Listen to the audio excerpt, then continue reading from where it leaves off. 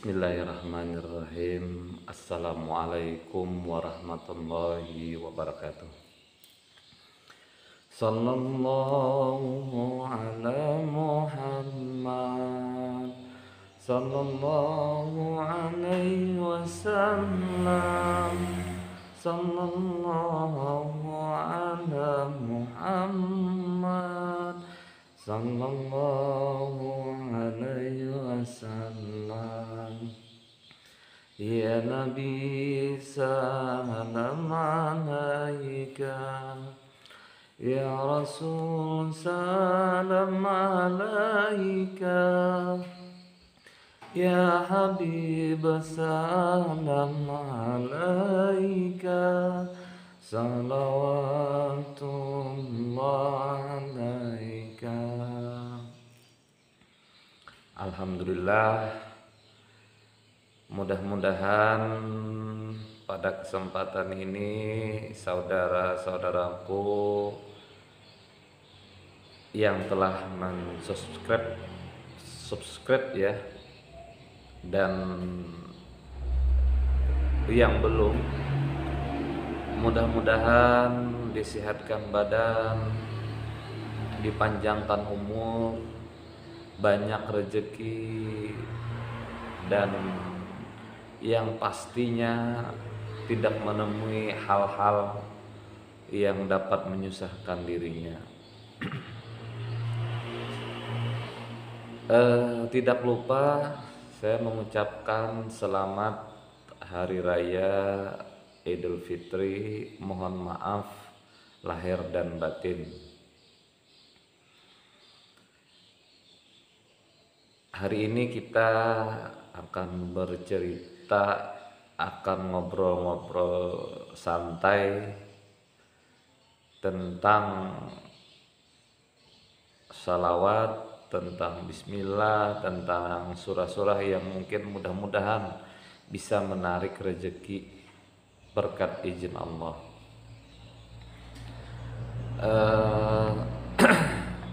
Sebetulnya saya pribadi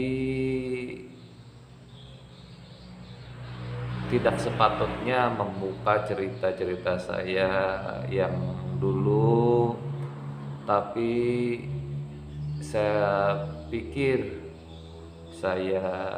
pikir-pikir kembali setelah saya menonton beberapa video yang mana banyak orang-orang yang sudah di masa-masa sulit ini menjalani hal-hal yang berbau syirik, bahkan yang sangat kurang pas ya. Saya melihat ada orang yang sekarang ini berani memelihara tuyul, ada yang berani ritual-ritual pesugihan yang sifatnya syirik kepada Allah, bahkan yang sangat saya sedih yaitu orang yang mau menjual dirinya untuk kekayaan. Mengingat Ramadan tahun ini dan Ramadan 30 tahun yang lewat, yaitu masa-masa saya masih boleh dibilang anak-anak, dimana waktu itu saya sangat sedih, bahkan sangat sedih sekali, karena jangankan untuk zakat fitrah, untuk berbuka puasa pun sangat susah waktu itu. Jadi kalau berbuka puasa kami cepat-cepat ke musola, waktu itu di Pemarangan Kiwa, di daerah Kalua, di tempat uak saya. Jadi kalau mau berbuka puasa ke musola, kalau mau sahur ke musola. Nah itu 30 tahun yang lewat. Jadi pada pengalaman di situ saya ingat pesan guru saya, muallim ya, itu bagaimanapun susahnya kita jangan pernah meninggalkan sholat, jangan pernah meninggalkan salawat, jangan pernah meninggalkan al-waqiah, dan jangan pernah meninggalkan apa tadi, salawat, al-waqiah, jangan pernah meninggalkan basmalah atau kita sebut bismillahirrahmanirrahim. Nah, tapi yang paling pasti, yang paling utama salawat dan sholat jangan pernah kita tinggalkan. Pada waktu itu karena bulan Ramadan ya saya lebih banyak di rumah. Jadi beberapa amalan saya amalkan, tasbih selalu di tangan, karena kita tidak beraktivitas ya, tidak ke sawah dan sebagainya, ya sambil berzikir.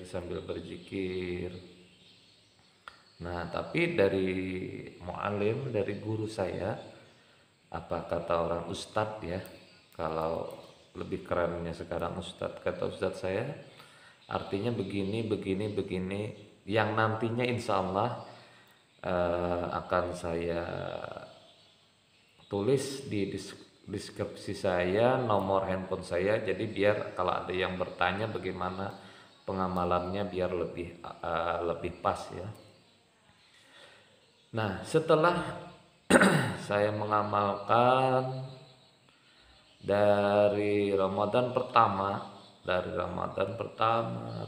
hari kedua, ketiga, keempat, dan seterusnya, itu pada hari ke-27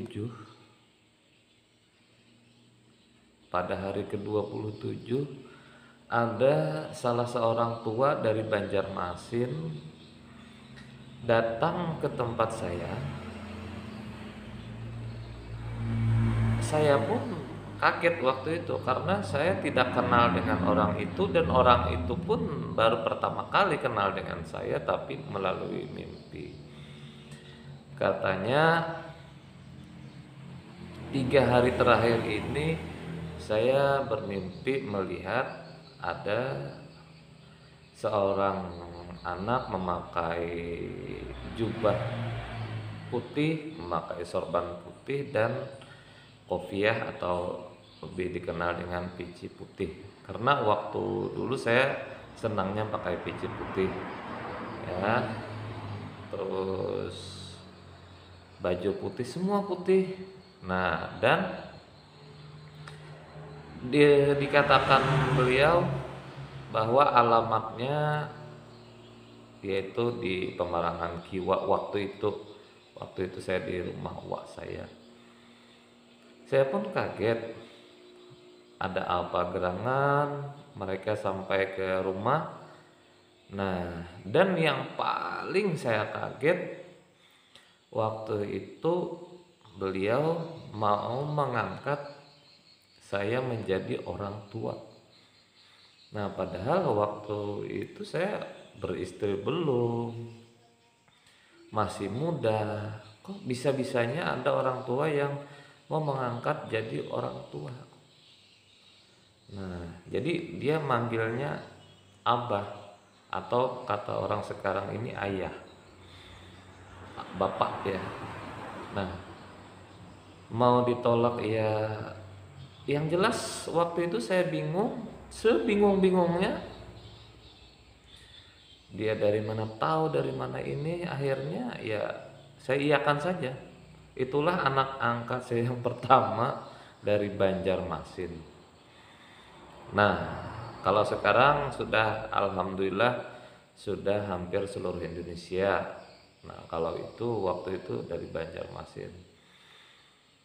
Dia katanya di dalam mimpi itu kalau mau amalan agar kaya, minta ke saya begini rupanya, begini orangnya. Nah, yang paling saya bingung itu saya sendiri, jangankan untuk memberi ini itu segala macam, rumah ndak punya, bahkan memikirkan untuk zakat fitrah pun saya bingungnya tujuh keliling waktu itu. Kan waktu itu anak-anak masih bagaimana ini, dari mana uangnya.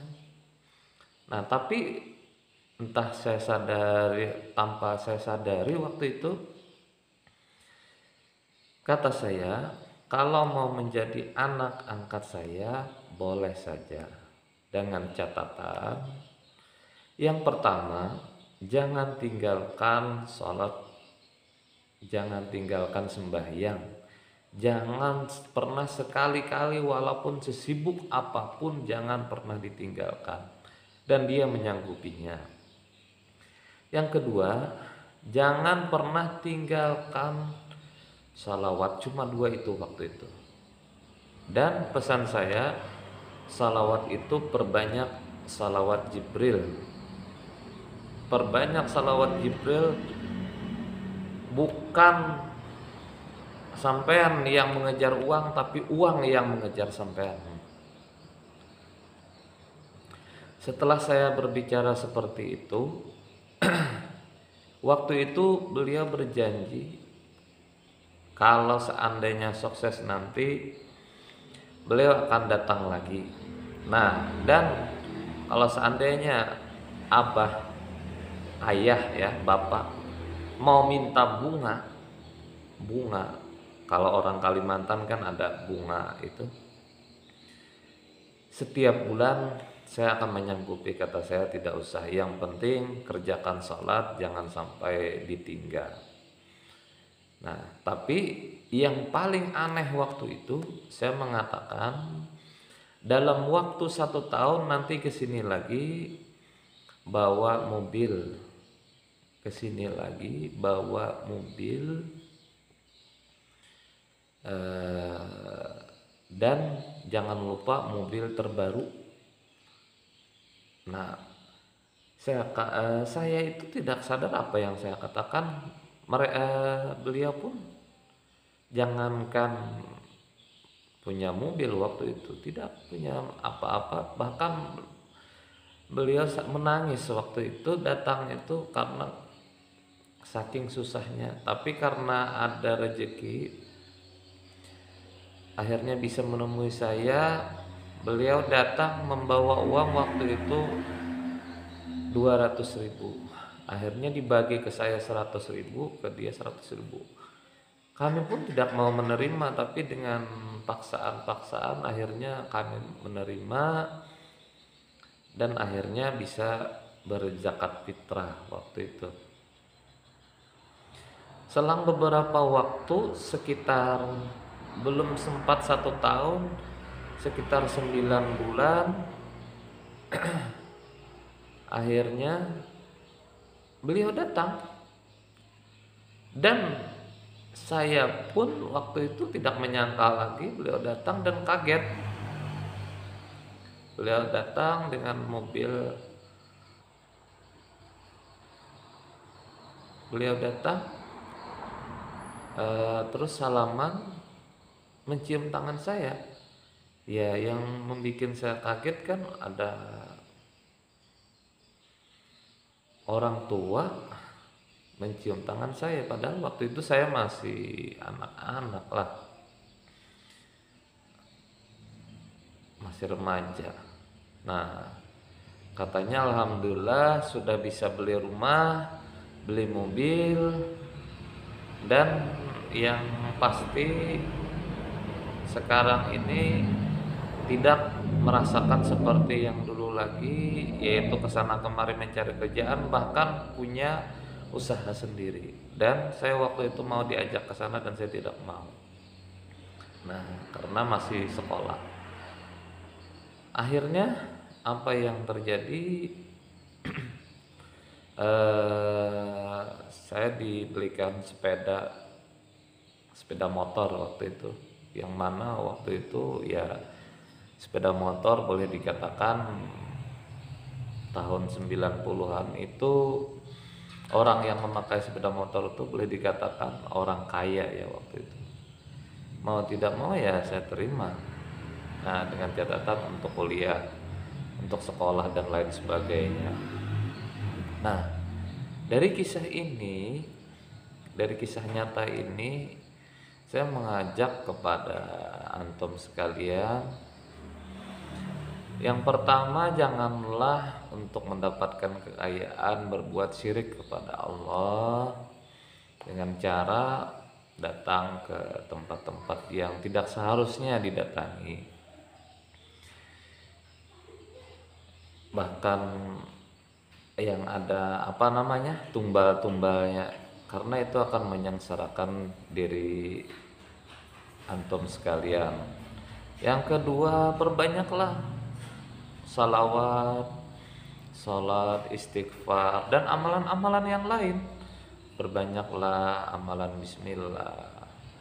Salawat itu tidak mesti yang panjang-panjang, salawat Jibril pun cukup. Saya pun salawat Jibril. Sallallahu ala Muhammad, sallallahu ala Muhammad, sallallahu ala Muhammad. Biasakan dari 10, 100 sampai 1000 kali. Kan pasti kita waktu kerja pun bisa bersalawat. Nah, sekali lagi kalau misalnya masih ragu-ragu tentang bagaimana caranya, nanti baca di deskripsi saya ini ada, saya cantumkan nomor WA, silahkan di telepon atau di WhatsApp atau di SMS. Insya Allah saya menjamin dalam beberapa bulan terakhir, asal antum sekalian mengamalkan dengan benar, tidak perlu tahunan, dalam hitungan bulan insya Allah hidup antum sekalian akan berubah. Artinya kita bukan berarti dengan bersalawat, dengan tidak mengurangi rasa cinta kita kepada Rasulullah, itu hanya bonus daripada rasa cinta kita, dan kita akan mendapatkan hasil yang sesuai, yaitu berupa insya Allah uang akan datang mencari kita, bukan kita yang terlalu sibuk mencari uang. Kalau kita beribadah, kita bersalawat, uang yang akan datang, bukan kita yang kesana kemari mencari. Ya, sebarkan video ini apabila bermanfaat, dan jangan lupa, sekali lagi, jangan berbuat syirik kepada Allah. Akhirnya saya akhiri, wabillahi taufik wal hidayah. Wassalamualaikum warahmatullahi wabarakatuh.